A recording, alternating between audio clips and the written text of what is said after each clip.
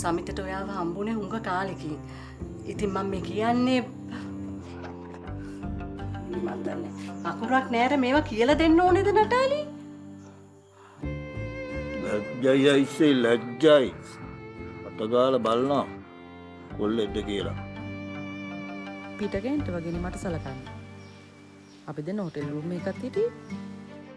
ඒ කාලේ ඉතින් කොල්ලෝ කී දෙනෙක් ඔයාගේ පස්සෙන් ආවා.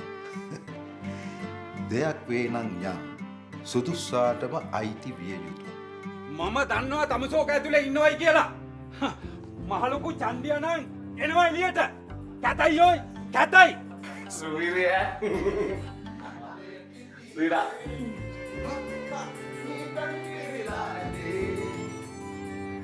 තනි වෙන්න ඕනේ. තිසාරා මගේ ළඟ සල්ලි තියෙනවා.